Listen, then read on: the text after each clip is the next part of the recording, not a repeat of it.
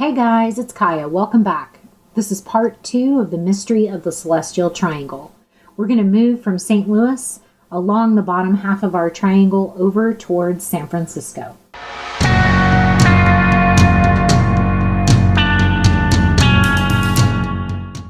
So this is the bottom leg of our triangle running from St. Louis over to San Francisco.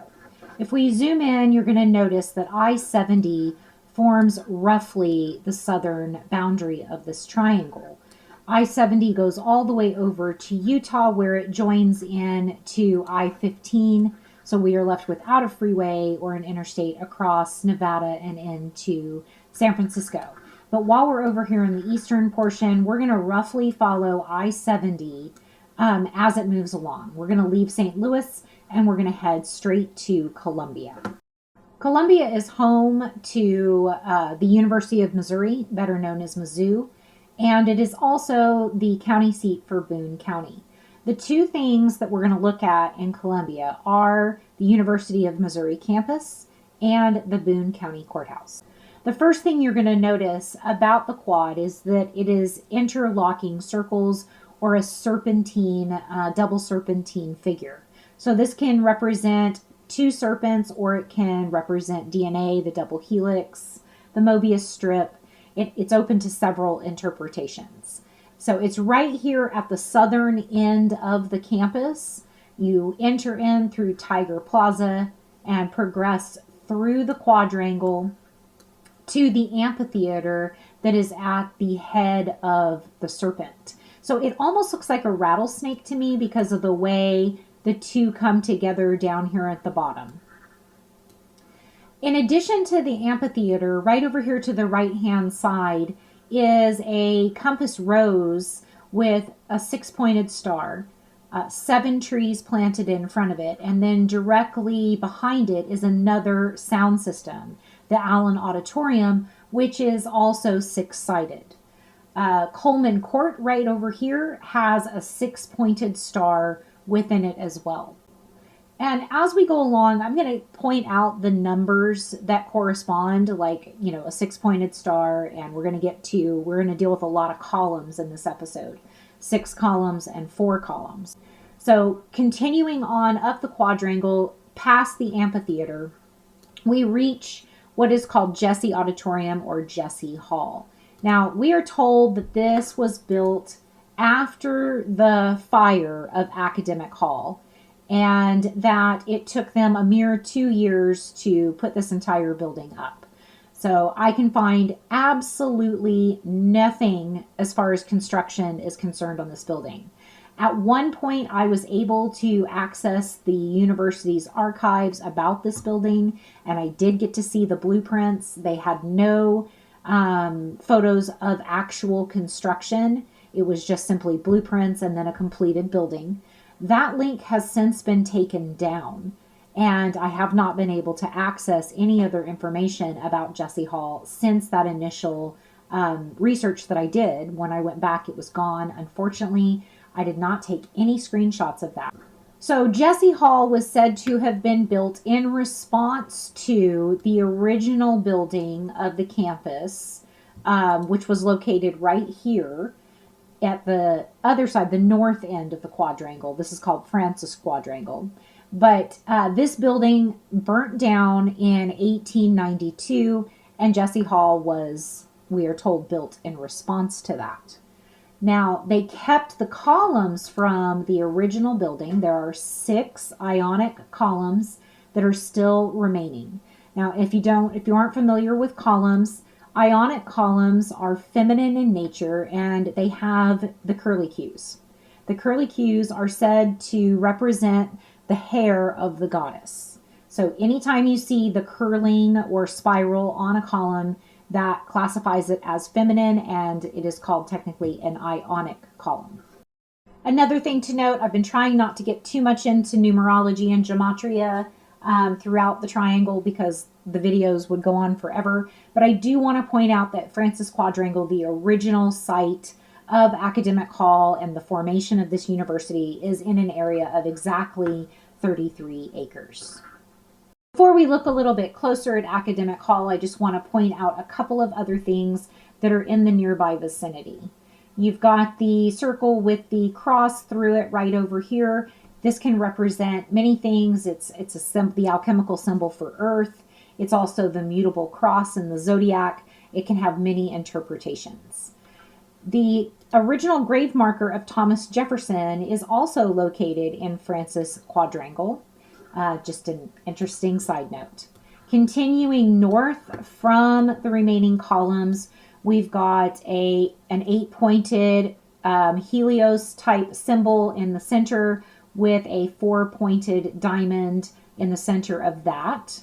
So moving from the quadrangle down 8th Avenue, we're going to pass Peace Park on the left-hand side. Continuing down 8th Street, we're going to come to the Boone County Courthouse. And what I want to point out to you first and foremost, right here at the end of 8th Street, is that we have another set of columns that we're going to talk about. So right here, we've got a set of columns that are from the courthouse that was destroyed. And this would have been the original courthouse that sat on these grounds. It was the second courthouse for the county. The first one was a different structure in a different part of town. But on this property, this is where the original courthouse sat, and they destroyed it to make room for this larger courthouse that is next to it. When they demolished this courthouse, they decided to keep the columns and keep them in line directly with the remaining columns in Francis Quad. So now that we've kind of taken a general overview, we're going to look at each building specifically. So let's start first with Jesse Hall, the building that was built to replace Academic Hall. And like I said, I couldn't find anything. This was the earliest picture that I could find. It was taken in 1897. And Jesse Hall is said to have been constructed in 1895.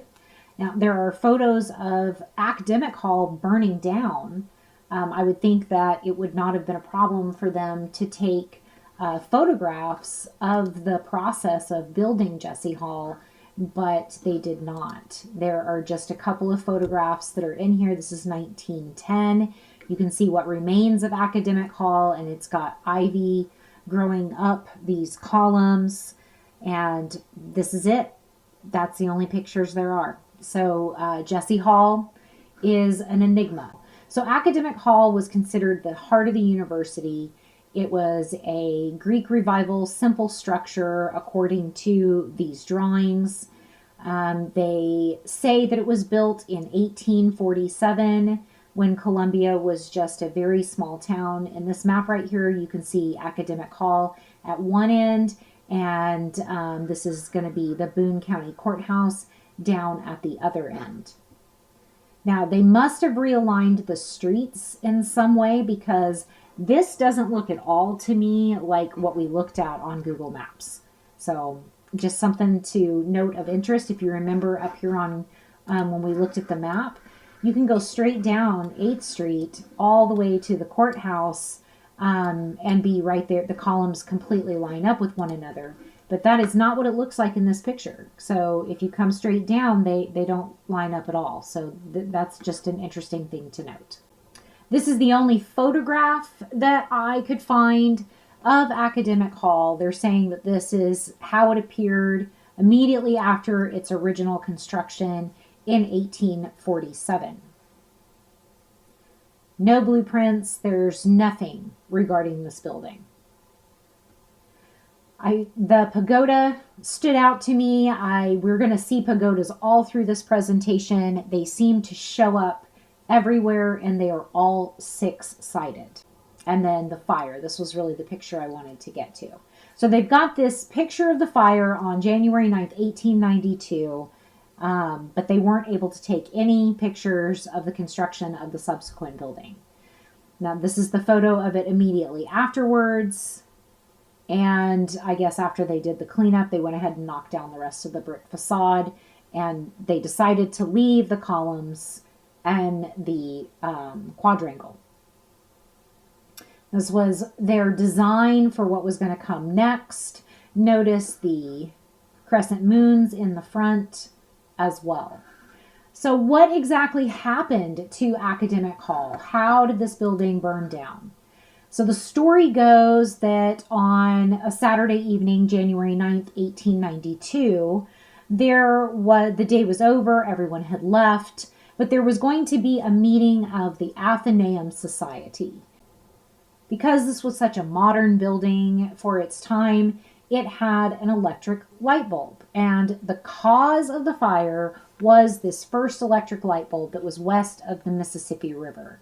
And the fire spread fast and hot. It even spread to the chancellor's residence next door, and the building was completely demolished.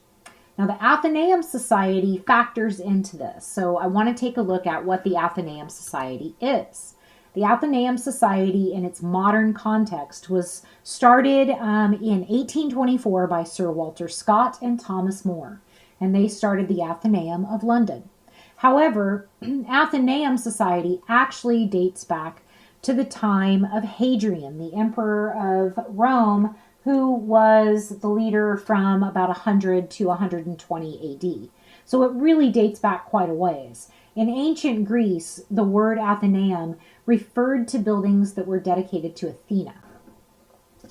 You can see from this picture, this is from the Athenaeum Club in California at Caltech, and you can see what prominent people were a member of this society. You've got Albert Einstein front and center, and you'll also notice, the hidden hand. I do believe it's very closely tied to other secret societies. But so the Athenaeum Society was meeting in Academic Hall at the time of this fire. So what does Athena have to do with Academic Hall? And what does she have to do with these 6 columns? Well, we're going to cover that in just a minute. I'm going to tie it all together after we look at the courthouse. Now, immediately, remember, in front of the quadrangle is this heliac type sign. So that's going to be a tribute to the sun or some type of solar deity.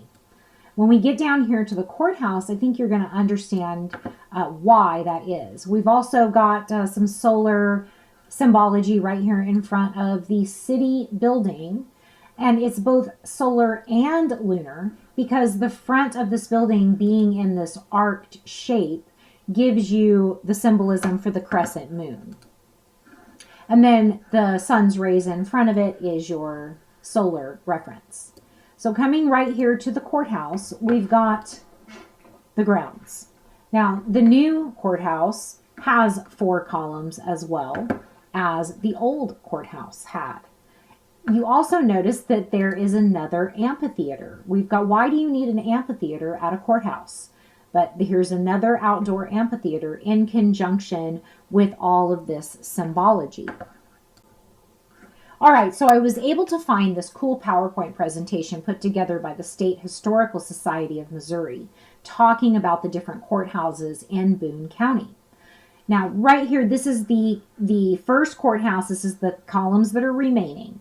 This courthouse was actually the second courthouse of the county, and it replaced the original courthouse that was built in 1824. Now, they have no illustrations of this building. They don't even know exactly where it was located. They just know that it was a terrible building that decayed very quickly and suffered small fires and became unstable and was demolished, sold, and destroyed following the completion of this courthouse here on the left in 1847 at the current location of those 4 columns. So the courthouse columns were decided to be kept. They were going to take them out, but they decided to keep them as a commemorative thing, I guess because they lined up with the columns at Academic Hall, and supposedly they thought it would be cool to have the 6 columns at one end of the road and the 4 columns at the other end of the road. Now, the columns you saw that they had ivy growing on them in one of the other pictures that we saw. At some point, they decided to add lights to the top of them. I could not find an actual date, but here is a photograph from 1940 where the columns have the lights added to them. Now, what I want you to notice about these columns that are different from Academic Hall is that these are Doric columns. These are not Ionic. They do not have the curlicue. So these are masculine columns. And there are 4 of them rather than 6. And we're going to look at why that is and why that is important here in a minute. But the columns of the new courthouse that replaced it are Ionic columns. They went from the Doric columns on the building that was destroyed back to Ionic columns that are reflective of the columns that were in Academic Hall. So from masculine columns back to feminine columns. So let's take a moment and let's talk about why these columns matter, why there's 6 columns at one end and 4 at the other, and how it all ties together with the Athenian society and the goddess Athena. In classical astrology, this would be the Babylonian all the way up to the Ptolemaic and Greek style Western astrology. The classical order of the planets goes on a geocentric model, and it goes according to the amount of time that it takes the heavenly body to traverse the zodiac, to go all the way around the zodiac. So the fastest traveling bodies are first, and the slowest traveling bodies are last. So the classical order of the planets, number 1 is the moon, number 2 is Mercury, Venus is 3, the sun is 4, Mars is 5, Jupiter is 6, and Saturn is 7th. So 6 columns is going to represent Jupiter, and 4 columns are going to represent the sun. Now, how does that tie into Athena, and why is that important? Well, Athena is the daughter of Zeus, or Jupiter. And Athena is the brother of Apollo and Perseus, both solar deities. So let's go look at the stars and see what the stars looked like on the night that Academic Hall burned down. So here we are in Stellarium on the night of the fire, January 9th, 1892, and the location is set to Columbia, Missouri.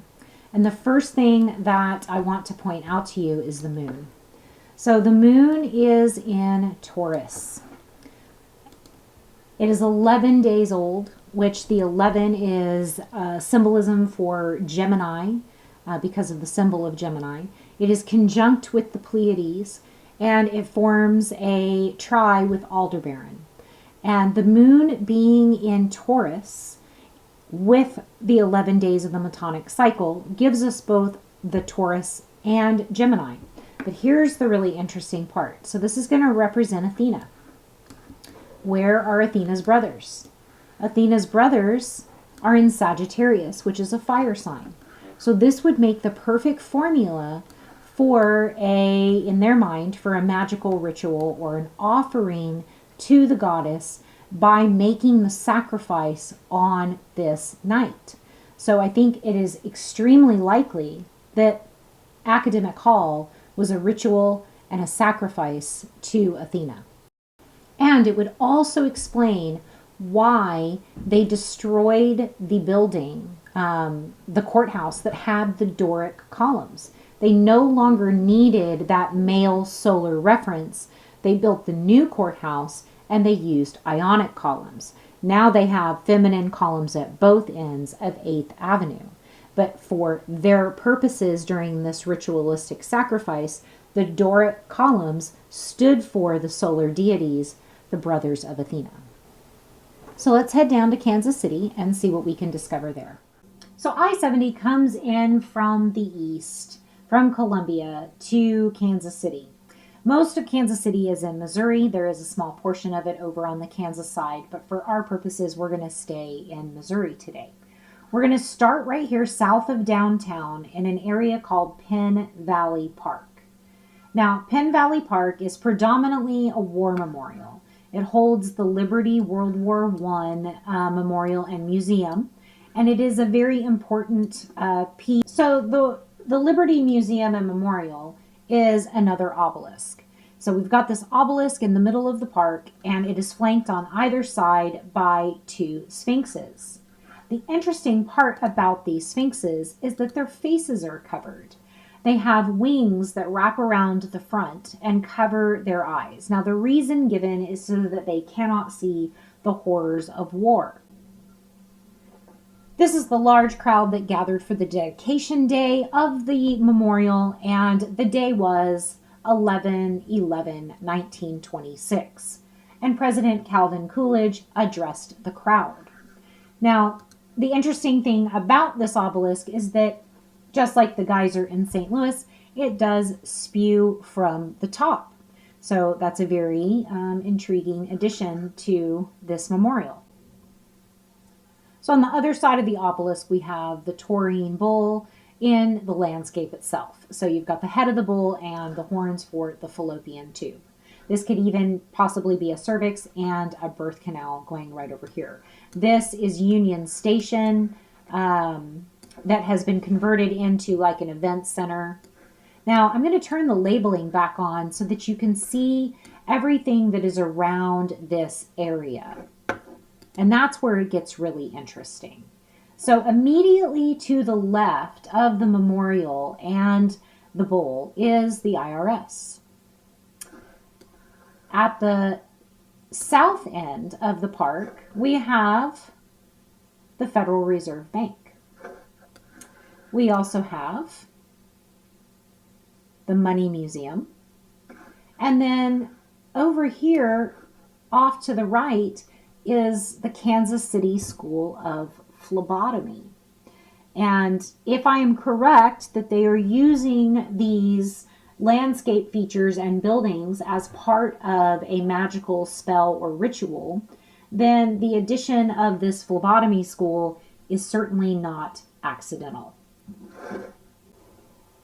All right, heading north a little bit from Penn Valley Park, we're going to come up here and find the FBI building. So the FBI building is located at the intersection of Loop 670 and Interstate 35. And adjacent to it is this park, Mulkey Square Park. And I found something really interesting right back here. It's technically in the park, but directly behind the FBI. And that is this statue that has a bull on top of it. So this statue of a bull is named Bob, and he is a 5,500 pound, 12 foot tall guardian of the city, and he is 90 feet up in the air. And he's been there longer than the FBI building has been. So it's interesting that they decided to place the building next to another tourist symbol. All right, leaving the downtown area, we're going to move over here to the east, to an area of town known as the Paseo. And some interesting buildings. The Paseo contains the fascinating story of the Kansas City Workhouse. The city workhouse was supposedly built in 1897. The purpose was as a kind of a farm workhouse system for petty criminals. And they only used this building until 1927. So we're to believe that they built this elaborate network of buildings, because it wasn't just the castle, only to abandon it in 1927. It was then used for a variety of purposes: storage, mechanics, and even as a dog euthanasia facility, until it was completely abandoned by the city in 1972. So the workhouse encompassed this broad area right here, which is connected directly to a bunch of baseball parks and the baseball museums, and also to this interesting park layout right here called the Paseo. Now, it is a south-facing pointed obelisk-shaped park that runs the entire length of this entire neighborhood zone. It has the sunken garden and also the Going to Kansas City Plaza that commemorates the jazz movement and all of the people who moved to this area for the music scene. It does have a lot of symbolism in it. It's got this really crazy looking memorial. So this is a memorial to what they say is the first casualty of World War I, and they built this huge memorial in his honor. It also has this promenade that features Doric columns. All right, we're done up in the north side of town. I want to move a little bit further to the south, and I'm going to turn off the labeling so that you can see this shape a little bit better. This is a very simple symbol for the sign of Scorpio, which is again going to be over on the Golden Gate side of the heavens. We've got another serpentine shaped park over here as well, with a heliodisc at the head of the park. And it all centers around this area of town, which is the Nelson Atkins Art Museum. And that's where we're going to go next and take a look around. Starting from the south and working our way north, we've again got the body of water and these fallopian tube-like shapes. Crossing the body of water, we come to another amphitheater that has 6 levels to it. And we're in Frank Feast Park. Moving across Cleaver Boulevard, we come into the Donald J. Hall Sculpture Park. And we've got heliodiscs on either side and 6 steps up to a platform. We've also got 4 reflected on the right-hand side in this sculpture as well. In addition to the 6 and the 4 representation, we've got a triangle right down here that's actually a labyrinth. It is a glass labyrinth in the shape of a triangle.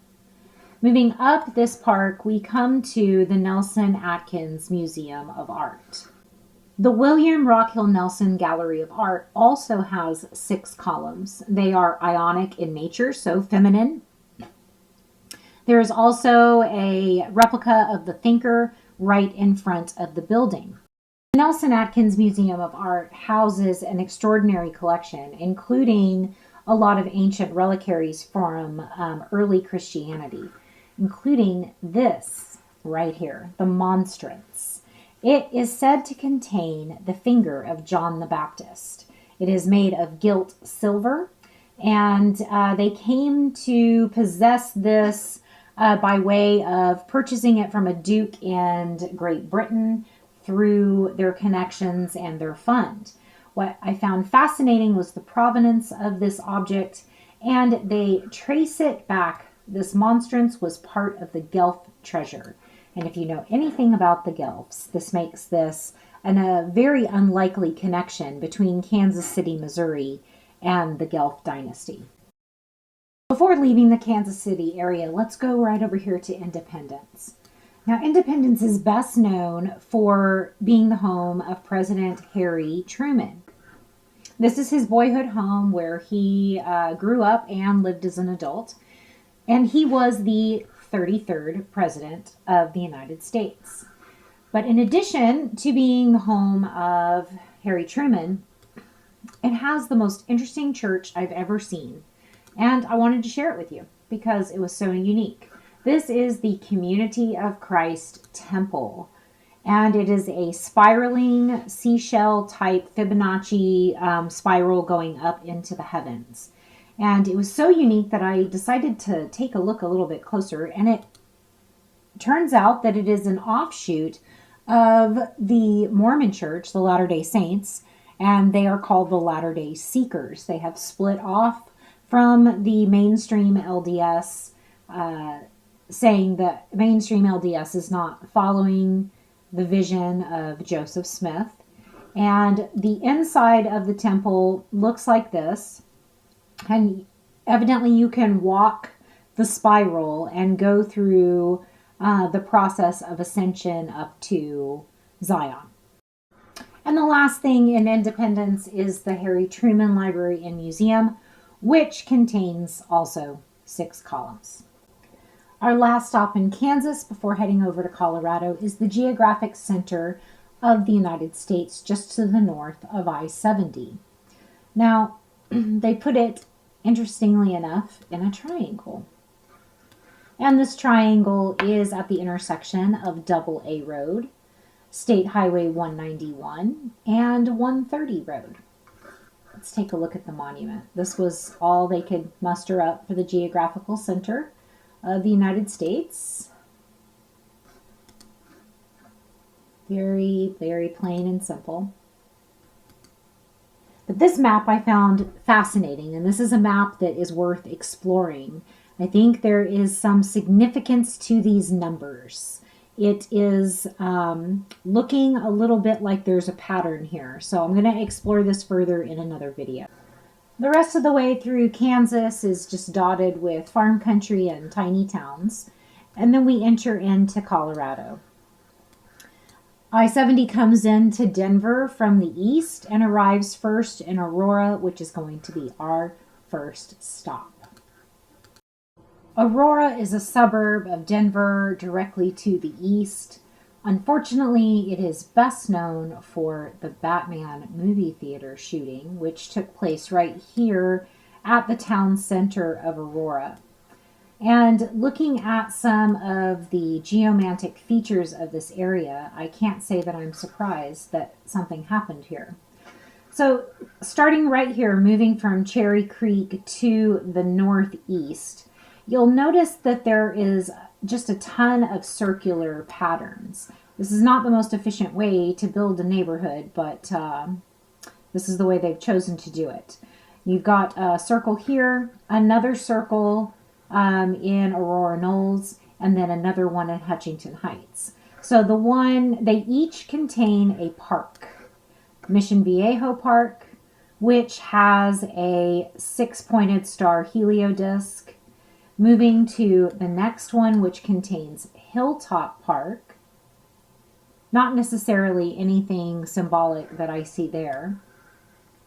And the third circle, which contains a serpent with the serpent's head being here in Pagosa Park, is El Dorado Park, which is conjunct with both a middle school and an elementary school. Back to the north, back towards town center of Aurora, where the Batman movie theater shooting occurred. Notice off to the northwest of this location, this area here, Del Mar Park. I'm going to turn off the labeling so that you can see a little bit clearer that this is shaped very much like a brain. And when you look at how this is all labeled, it's fascinating. They've got this divided into 4 quadrants, just like the quadrants or hemispheres of the brain. This quadrant is largely empty.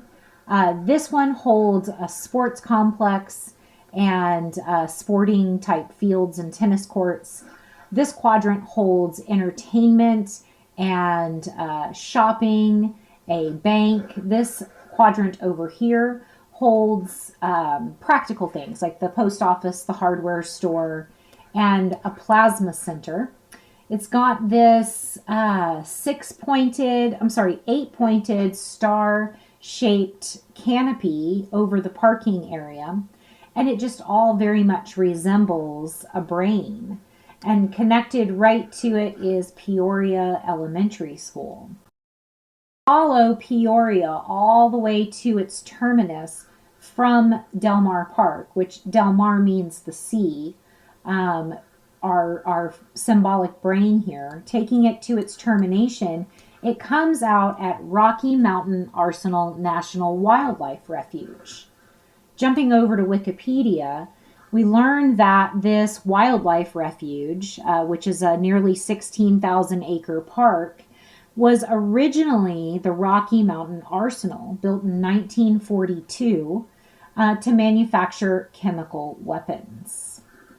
On Peoria Street, on its way from Del Mar Park up to that National Wildlife Refuge, we crossed over this area right here, which is the University of Colorado's hospital complex and children's hospital. And I found a lot of the landscape here to be extremely troubling.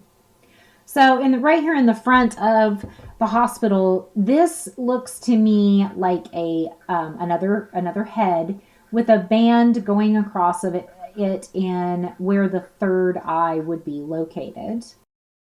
It also reminds me of a Ninja Turtle, so, I might just be reaching on that one.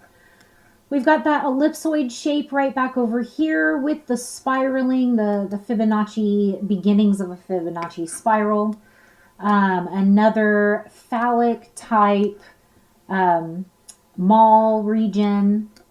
with a heliodisc right in the center of it. Quite a bit of interlocking serpentine windings right here. But the Children's Hospital, this was interesting. In front of the Children's Hospital, you've got this figure that kind of looks like a stick figure child. And if you zoom in on this, it is a labyrinth. So encouraging people to walk that path. And while there's nothing wrong with walking a labyrinth, and it can be an extremely healing and wonderful thing, if they're using this labyrinth as a part of a network of geomantic way markers or waypoints, then what they're hoping to accomplish is to capture the energy or use the energy of the emotion of people who are walking on this labyrinth as it is connected to the rest of their geomantic locations. Let's move to the west to get into Denver proper. And you will see that right off the bat, we've got another embryo. This one extremely prominent, right here, right smack in the center of Denver, next to Capitol Hill. All right, so let's zoom in here and see what we can tell is going on. So next to the baby, you've got the pavilion at Cheeseman Park, and this is serving as the placental type structure. Let's see what this looks like. And as we could have probably predicted, we are facing some columns. These are going to be Doric columns. I don't see any Ionic features to these. There's quite a few of them. It is a pavilion type structure.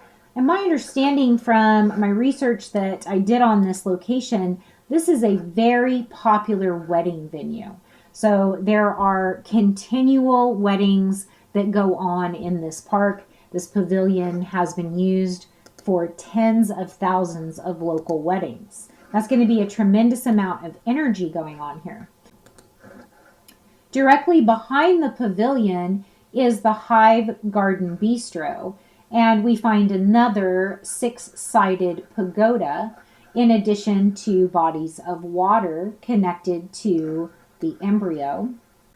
So it goes through this garden area. It's a botanical garden, a children's botanical garden as well.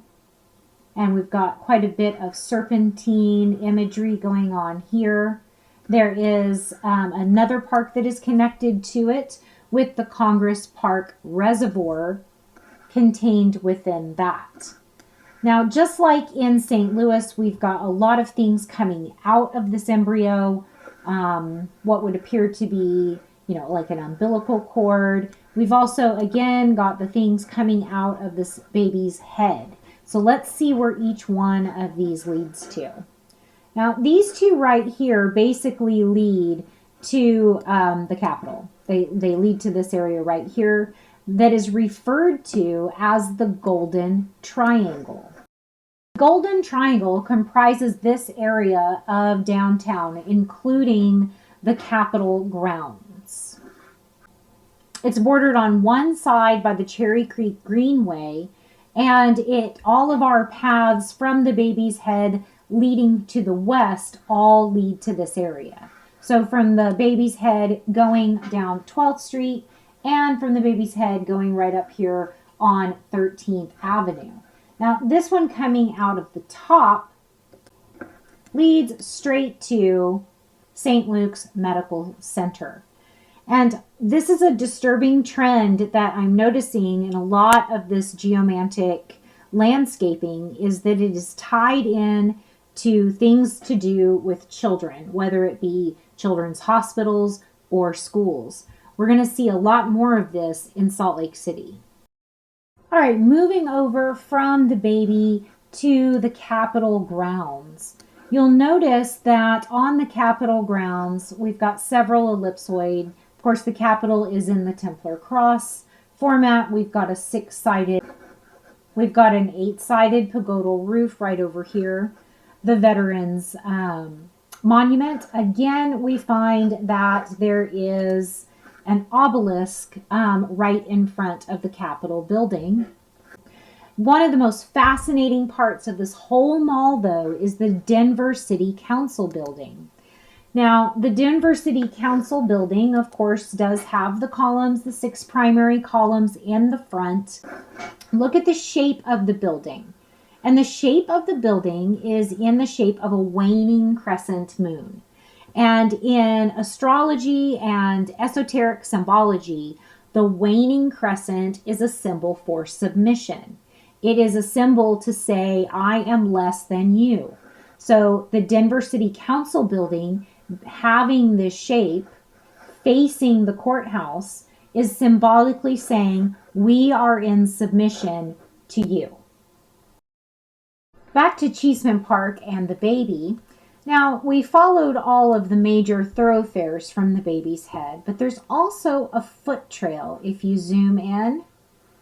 And let's follow it and see where it goes. It turns onto Williams Street, and it leads to a very unusual church, the Althea Center for Engaged Spirituality. The Althea Center was built allegedly for a group back in 1899. This group was called the First Church of Divine Science. You'll notice that it is very ornately decorated. It also has ionic feminine columns. There is a lot of eagle symbology involved with the building and Piscean symbology, but which is reflected right here in the ornate carvings outside. They say that the organ pipes are defunct and don't work anymore, but I thought this picture was really interesting. Upside down worlds. So that baby's head connects to the center via a foot trail. And the basis of the theology of this group is that they believed that God is everywhere and unchanging, and that evil exists only because we believe in it. Well, I beg to differ with them. Evil exists whether you believe in it or not. Not only does evil exist, but it's alive and well right here in Cheeseman Park. If you look at the history of this park, it has a ghastly backstory. Cheeseman Park used to be the town cemetery, and it gets worse. So it used to be Mount Prospect Cemetery, and it opened in 1858 on 160 acres. Now, next to it was a 40-acre cemetery that belonged to the Catholic Church called Mount Calvary. The cemetery fell largely into disrepair, and by 1893, they had decided that they didn't want it to be a cemetery any longer, but there were 5,000 graves there. The city decided, the Denver mayor, Robert Spear, who was a proponent of the City Beautiful movement, which also was figured very prominently in the development of St. Louis and Kansas City, pushed for this to become a park.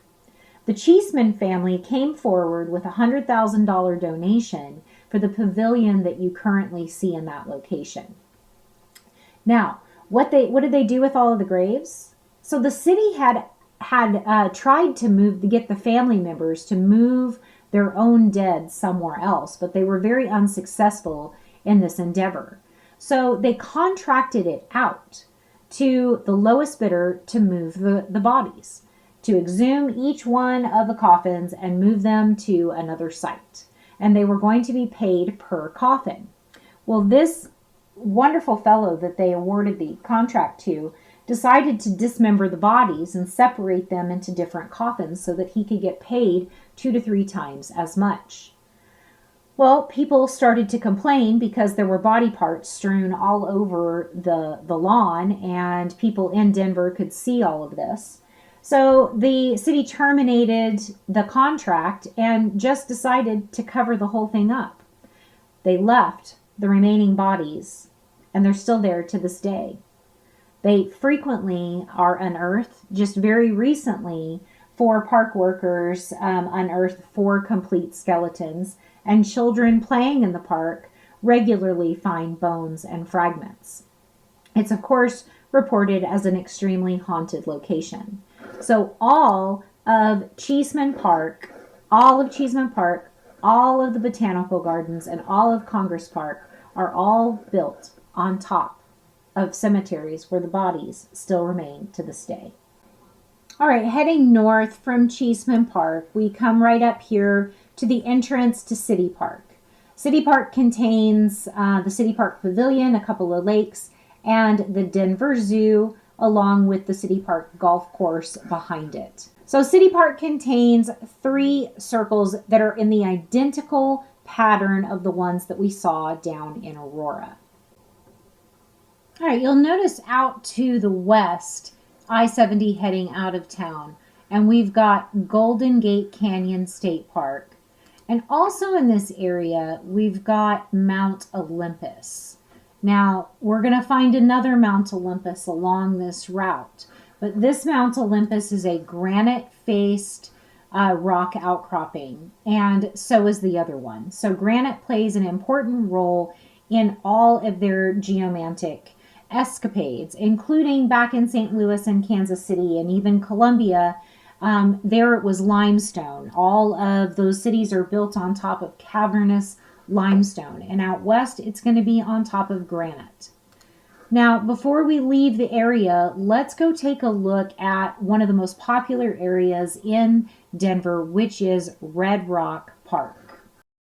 Red Rock Park is an amphitheater that was built in a natural red rock outcropping just outside of town.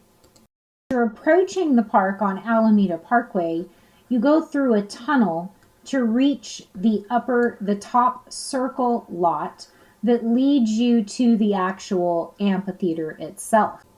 This is supposed to be the grand opening in 1941.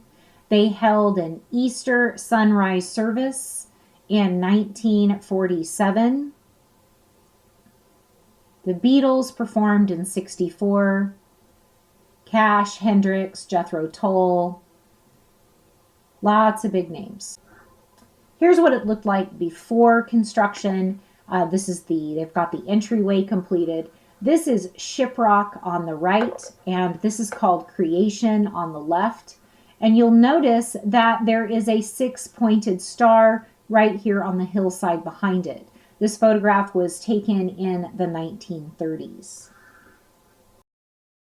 And our last stop before heading out of the area is going to be the National Science Foundation Ice Core Facility. Now, this is right outside of Denver, near Red Rock Pavilion, and it is the largest ice core facility in the world. It is the primary repository for ice core samples from the Arctic region and Antarctica, and they store it right here in Denver. Well, once again, I am going to have to split this into 2 parts. Part of the reason for the delay for this video for part 2 has been my internet. My internet has tanked so badly in the last week that it is barely usable, and I am having great difficulty uploading anything. So I'm going to split this into 2 parts. Look for part 2B tomorrow. You guys have a great evening. Much love. Talk to you soon.